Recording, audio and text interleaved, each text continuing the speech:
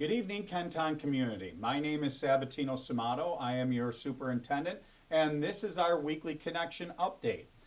So, ladies and gentlemen, we have some major topics to focus on tonight. Of course, we'll finish off our evening with our recognitions. We always have our recognitions. That's a new part of the update. But today, I'm really going to focus on where we are as a district and then where we're going as a district. I promised you that that would be what tonight is about, and that's going to be our entire focus. So I want to spend a little bit of time on some education, and what I mean by that is really bringing our community up to speed with decisions and the status of the district, and then also dig down deeper into what has led us to the decisions that we have made about our the rest of our phase-in plan. So first, let me give you this graphic. I really want everyone to put the picture in their head of a yellow flashing traffic light. Okay, and why I'm using this as to start off our conversation this evening is because when I think of a yellow flashing traffic light, as a driver on the road, what it tells me to look around, to be cautious. I don't stop. I don't necessarily even slow down, but I'm proceeding with caution. I know that that yellow flashing light is there for a reason. I know that I have to look both ways. I have to look all around. And this is what I really want us to look at where we are as a district right now. We are in the yellow flashing traffic light phase, okay? Now, I don't want to confuse this with the zones that I talked to you about from last weekend, about the governor's zones, the yellow, orange, and red cluster zones, okay? But I do want to just have this figure in our minds as I go through this evening with how we're going to proceed as a district. I think you're starting to understand where I'm going with this, but we'll get to that part in a moment. So with that yellow flashing light in our heads, I want to focus on some of the procedures that happened during COVID for us as a district. For example, this past week, I made the decision to move Kenmore East into a fully remote model for the next week and a half. And on November 16th, our next phase, that's when Kenmore East will go back to the model that we are in with our self-contained special ed, our administrators, our staff, our teachers all reporting back to Kenmore East. But why did I do that? So I did it because of course, we're in the pandemic, and I had to look at the information that was coming in about Kenmore East. Well, people will say, Samato, well, what information was coming in about Kenmore East? Ladies and gentlemen, I want to be very clear.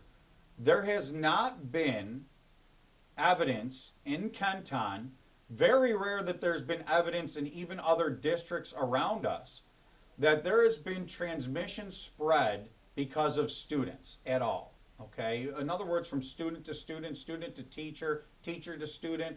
So now, of course, by saying that, we can't be ignorant to the fact that all of us have lives outside of the school building. So you've heard recently in the news that there's been some transmission, or there's been some people contracting the virus from outside entities. And yeah, this is something that we have faced in the pandemic. But in Kenton, it has been at a very minimal basis when it comes to our students, and even really a minimal basis when it comes to our staff. But the other day at Kenmore East, our staff is going through a lot, folks, just like our families and our students. And when I saw an uptick of combining some cases that I was seeing within our staff and a case or some cases that I was seeing within our students, I said, out of an abundance of caution, we only had at the time a small amount of students reporting to the school, and I wanted to be extra safe. Now, at every different phase of our phase-in, it's going to be different based on the circumstance, based on the level of COVID that we're seeing. But I want to be very clear with people. always going to take that circumstance and safety and make it first.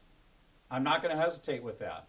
And in this circumstance, we really felt that not only were we being safe, but we could continue the program.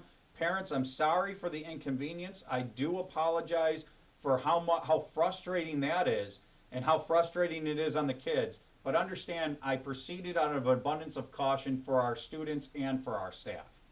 I really want to commend our families, our teachers. Everyone has really stayed positive. Everyone has really stayed vigilant. But I do want to remind us what we had to do with Kenmore East and what we've seen other districts have to do with shutting down for a couple days or a couple weeks. It should really be a wake-up call and a reminder that we have to take our procedures extremely seriously. Extremely seriously. Social distancing is a must. Masks are a must. And one of the dangers that we face with COVID is not just the pandemic and the virus, ladies and gentlemen. It is also sometimes the more we get into it, the more we get into some of our procedures and routines, sometimes we could even become complacent. I'll tell you, here in central office, it was a wake-up call for me. We had to revisit our procedures. And I encourage you as families to often revisit these procedures with your kiddos, with the students, talking about how the little things that we do, right? Wearing a mask doesn't necessarily protect us. We know that, okay? My title starts with an S, but it's definitely not scientist, ladies and gentlemen. But I can tell you what I've learned from the scientists. Wearing the mask does not necessarily protect us, but it does help us and help stop and prevent, if heaven forbid we were infected, from us spreading the virus to others. So that's what it means by that partnership and doing our part. So please, as adults, as children, as everybody, let's really continue to work together as a school district. Now, that brings me to this next point before I get to our plan about how we're working with Erie County Department of Health. And the folks at Erie County Department of Health, ladies and gentlemen, I know they're facing a lot of challenges. They really are doing a great job. And when we see an uptick in rates, that means that there's people working around the clock to do contact tracing and do everything they can to mitigate and to help get that information out as quickly as they can. So I want you to understand what our procedure is. I want to give you an example. Let's say we're notified by Erie County Department of Health that a student has tested positive for COVID-19. What we do then as a building, our principals do a wonderful job with this. They start to contact trace. And what that means by contact trace, that doesn't mean that you ever encountered this student. So I don't want people to panic about that. We're not seeing that in this virus. That's not what the science that we're being told is really pointing to. But we are looking for, were people within 6 feet without a mask? Were people exposed to, even if they had a mask on, for longer than an hour in duration? These are some of the things that we've been guided on and that we look when we're making our list to provide to Erie County Department of Health. Now that list is what I want to focus on. We are by no means experts, ladies and gentlemen, but when we look at each case, we have people working around the clock here in Kenton. Our HR department, our administrators at the building working around the clock to help and assist Erie County with doing this contact tracing. But a step that we're implementing is that if we think that somebody should be added to the list, even though we're waiting for Erie County to confirm, we're asking whether it's staff or students to remain at home and remain remote in those situations until they've heard back from us or they've heard back from Erie County Department of Health. I hope that makes sense. It's a little bit confusing. So the long and short of it, if we ever contacted you as a family and said, we really need you to keep your kiddo home until you either hear from us or Erie County Department of Health, that's the partnership that we've been talking about. We need your support there. I know it's going to be a huge inconvenience. I know that parents are the ones that are getting the shortest end of the stick here. But please, out of safety for your child, out of safety for students around, we need to follow that procedure. So if you're ever in that circumstance, we're looking forward to the cooperation and the help that you can provide during that. And in some of these circumstances, I can guarantee you, folks, we are still going to have people that are designated as positive. They might even be asymptomatic. They may have very few symptoms. Nonetheless, once they're positive, there are certain procedures that follow that. Quarantine comes with it. With a close contact, quarantine can come with it. But I don't want people to panic. You will always know from me as your superintendent, if there's a need to concern, you will hear from us. You will also hear from Erie County Department of Health. You're probably going to hear from us even first, sooner than you would from Erie County Department of Health. So please rest assured, we're working around the clock to make people comfortable with that. And it is, as much as it may seem scary the first time that you go through it, there are districts and us as a district that are really becoming very versed in this. If there was something to be nervous about or scared about, trust me, I would not bring us down that road. I think everybody can kind of sense that by now. If I feel we're not ready, then we're not ready. We're not doing something, and I'm not going to hide that from the public. I'm telling you as a public, this leads us to the next point. I feel that we are ready to proceed. I feel that we are ready to even speed it up. We're going to do it cautiously, like that flashing yellow light. And I'm going to roll out to you today some ways that we are going to proceed very cautiously. Now remember, our plan, at any time, we may have to stop. We may have to go to a red.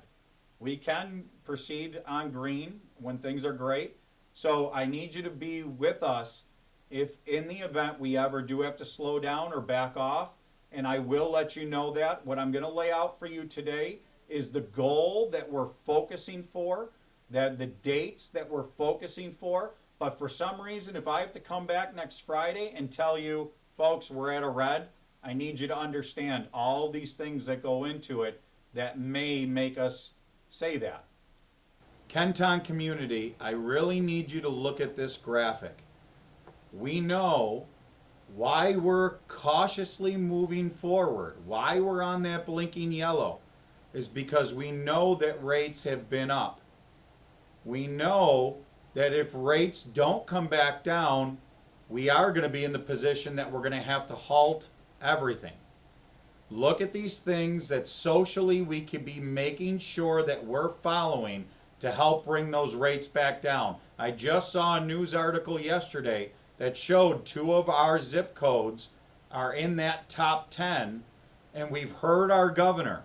We know that we may hear more information if we can't bring this back down, that we are going to be put into these clusters. So we really need to do this teamwork to bring us back down so that we can move forward with this plan that we're proposing. Flashing yellow, we're going to proceed with caution.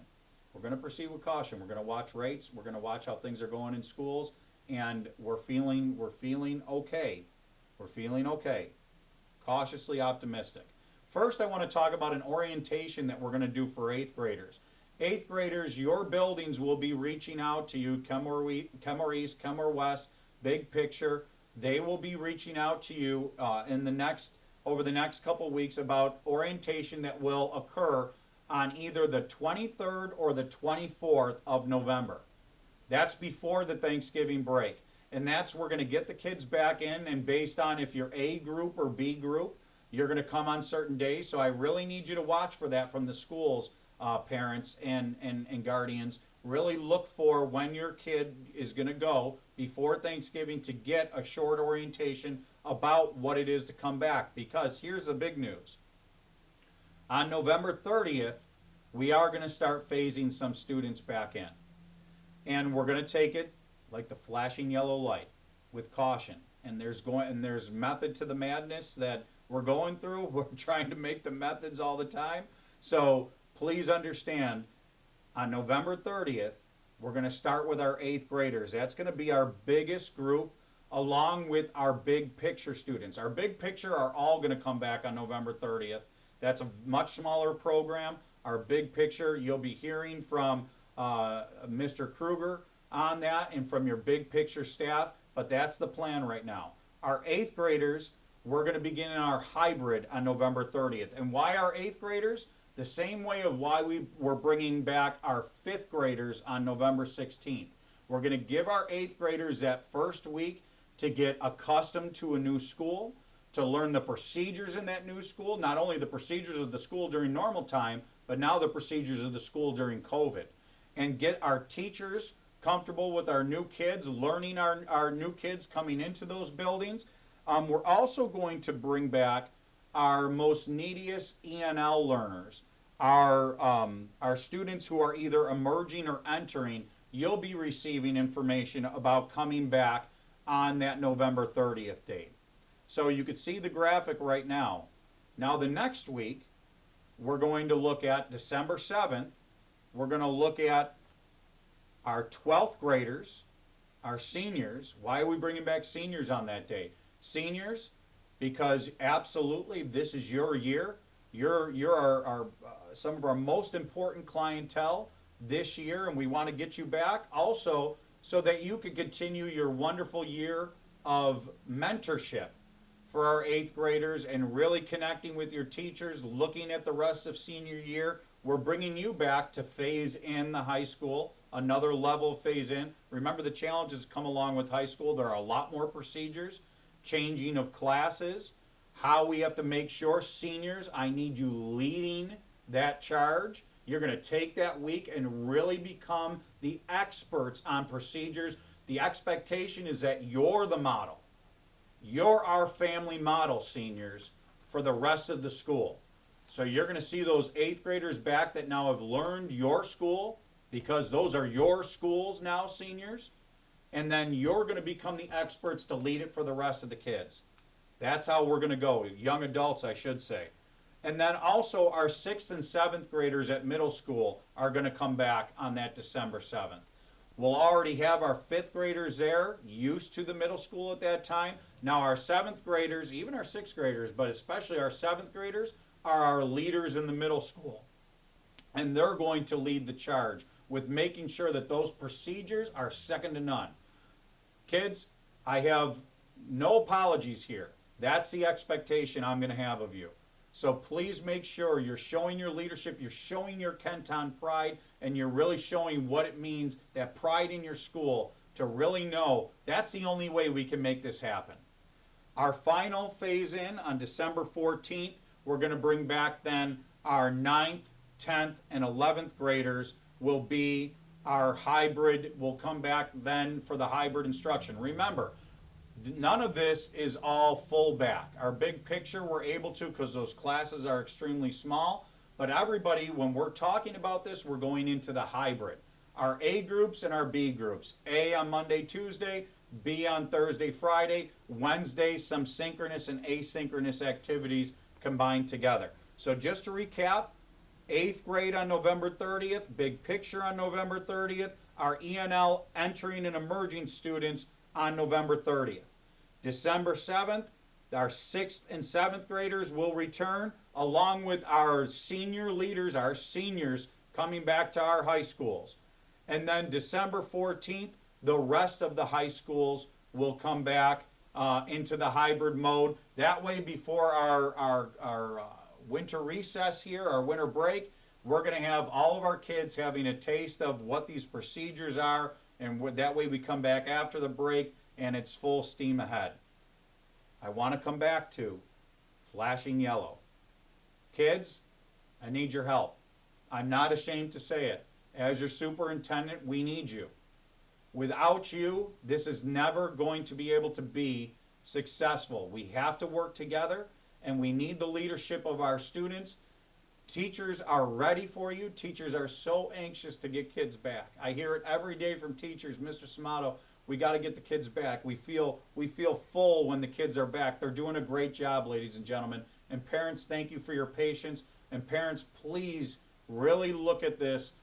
Don't wait till the last moment to start talking about with your students what this means and what this is going to look like. You're going to start to hear more information from the schools as we move through these next few weeks. Remember, we have that November 16th date where the rest of our elementary students and our grade 5 students are already coming back. We're on track for that. That's not changing. This is just the update for after the Thanksgiving break, where we're going to land. Proceeding, flashing yellow. Ahead of time, I want to tell you, heaven forbid if I have to put us at a red or I have to stop us, please just be prepared for that. And I will keep you updated every week on our status. That's all we're going to focus on now are the procedures of coming back into school, what it looks like. Please, families, have your kids watching this video with you so that we could talk about some of those specifics when it comes to procedures. So that's where we are. I want everyone to please look at what's going on in our community. COVID has been on the rise. Now, I want to reassure people, we are not seeing a rise in COVID because of what's happening in schools. So the correlation has to be the rise in COVID is what we're doing in our society, in our community, and that's all of us. We all own that. I'm going to ask everybody, as much as we feel more comfortable during COVID, please keep the precautions. I got to learn from this as well, folks. Have the mask on. At gatherings with your families, because I know we're going to see families, especially with Thanksgiving coming up. Please keep masks on. If you can have a virtual Thanksgiving, as corny as it may sound, of course proceed with that. And when we do have to see family, because we need those connections, please stay masked up. Please do not take this for granted. If you've been some of the lucky ones that have not had COVID, please make sure that we're proactive and not reactive when it comes to this pandemic. We appreciate all your patience. We know this is hard on families. I just talked to a dad this morning that is working his tail off to get this done. And I know there's so many more of you out there that are in that situation. So please make sure we're doing our part to work together in this partnership. So more to come with that. Thank you very much, teachers, for your dedication. Thank you very much to our staff. Thank you very much to our administrators, especially with everything that everybody's been doing. I want to finish us off on a great note today, and that's a recognition. And you've heard me recognize them before, but under our recognition section this week, I really want to recognize our food service department. Food service, no matter what, they are always at the front line. They're working when other people aren't working. They're coming in early. They're staying late. They're always front and center out there with our public. And they have done a phenomenal job supporting our students and families through this pandemic. They've been the most flexible with changes. When we see things led by Kim Roll, Kim's always looking to problem solve with her and her team. So some names that I really want to spend some time recognizing. Of course, you've already heard me say our Director of Food Service, Ms. Kim Roll, our Assistant Director, Rihanna Lazakis, and then we have cook managers, Wendy Christopher, Nora Ferdinand, Leela Hahn, Donna Kraus, Laura Lonkar, Jean Marabella, Maria Morano. Wonderful job by our managers and also our cooks. Sharon Gerbaki, Marie Henderson, Natalie Meldrum, Amy Nice. Wonderful job by them and the countless helpers that we have in our kitchens, our monitors, people that are always assisting in food service. Great job. We could not do any of this without you and your dedication to our families. So when you see these people, folks, just I know we can't give hugs and pats on back, but a little elbow or a virtual hug. These people are always just doing it to make sure they always have our community first. Always. That's how they start their conversation with me. We really appreciate you and all that you do. So, ladies and gentlemen, that brings us to the end today, and just really want to talk and finish off with thank you so much for your support. Our school district, our community, we're really moving forward together. We're blessed with this warm temperature right now. Get outside this weekend and really enjoy it before that. Last year at this time, I heard on the news this morning, it was this week coming up that we had our most snow of the season. So we're blessed right now to be in the 60s and 70s. It's awesome. So really just enjoy it. Enjoy being in Kenton. Nothing's better You know, I want to finish with this. When people ask me, wow, what a time to come in, at the end of the day, I just drive home and I think to myself, but there's nowhere better than to be in Kenton. I always say to myself, Samato, you're in Kenton.